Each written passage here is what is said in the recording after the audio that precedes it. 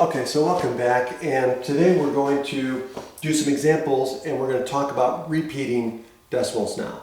So again, just like I said, repeating decimals are decimals that repeat a pattern. Okay, that's the other group of decimal equivalents that we're going to come across. Okay, so in this case here, we're going to do the same thing, and we're going to notice that we're going to have a pattern that's going to develop. So if I do 3 divided by 11, so I'm going to come over here and I'm going to set it up. So 3 divided by 11.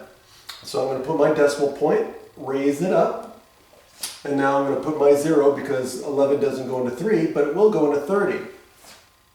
So 11 goes into 30 twice, right? And now, what do I do?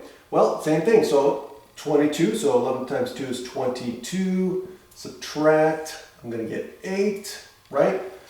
Drop another 0. And so now 11 goes into 8 7 times. And so I'm going to get 77 here. Subtract 77. And what's going to happen is I'm going to get 3, and I'm going to drop another 0, and I get 30. Now notice something here. Right away, notice something. I started with 30, and now I got another 30. So what's going to happen? Same thing. I'm going to get 2, right? And what's going to happen? Well, I'm going to get 22, and then I'm going to get 8. And so it's repeating. So I'm going to get a 7 again. It's going to keep repeating 2, 7. So this is a repeating decimal. So how do we handle this? Well, there's 2 ways we can handle this. Shorthand, and there's another shorthand way that's better, that mathematicians use. Okay? So you could say 3/11 is equal to 0.2727, and then put what we call an ellipse, right? 3 dots afterwards. And so what that means is this continues in like fashion forever. Okay? But an easier way to write this is we typically will just repeat the pattern. We'll go to the repeating part, the part that repeats, and we will go ahead and put a bar over it. And the bar means that this part of the decimal keeps repeating. Okay? So when we write 0.27 with a bar over it, it's understood that this is going to keep going 0.27, 27, 27, 27, and on forever. Okay? Okay, let's do the next one. So again, I'm going to set it up, 11 divided by 30. So, oops.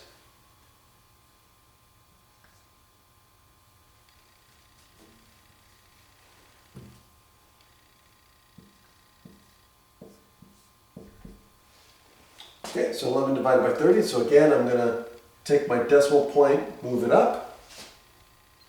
And I'm going to add a 0, and so 30 goes into 110 3 times. And so I get 3 times 30 is 90.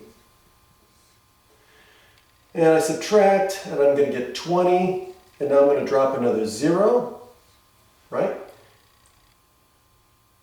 Okay, so now what's going to happen here? 30 goes into 200 6 times. Now, 30 times 6 is 180. And now I'm going to subtract, and I get 20 again. So now what happened? I started with 20 here. I got 20. Well, now I know the 6 is going to keep repeating itself.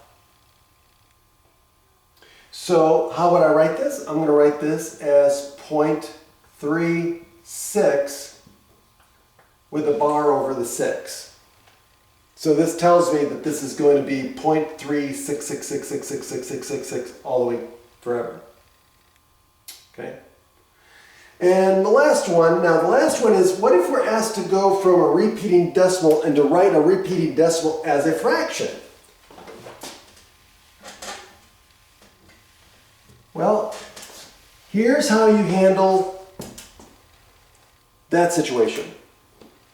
Again, all we have to do is let's do this one.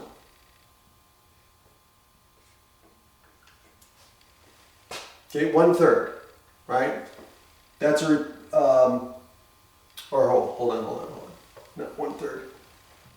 Let's do 0.3 with a bar over it.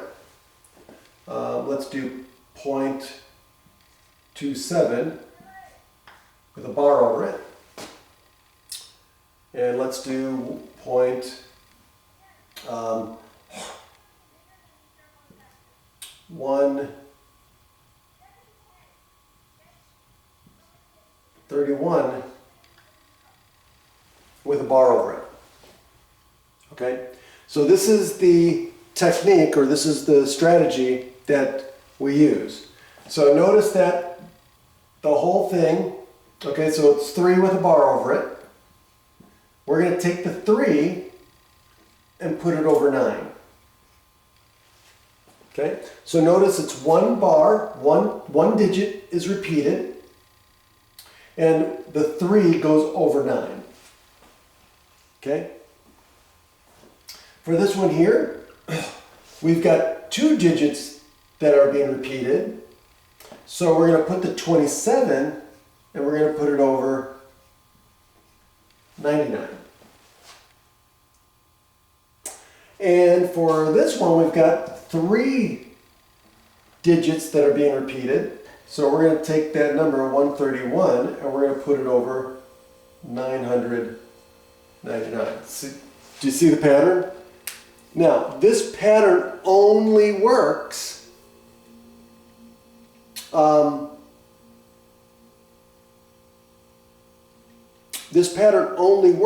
if the entire decimal is being repeated. So, for example,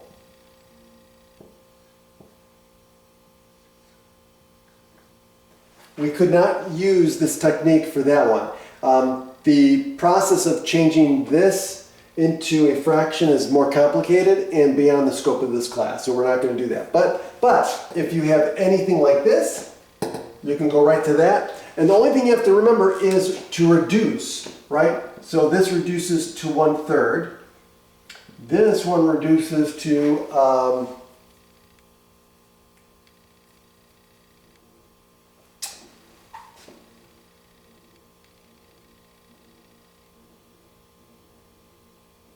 so this is divisible by 9, so this becomes 3/11, right?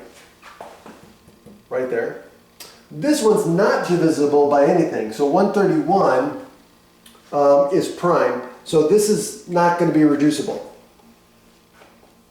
Okay? But always check to see if something is. Okay? So again, this one we did. Have a great day.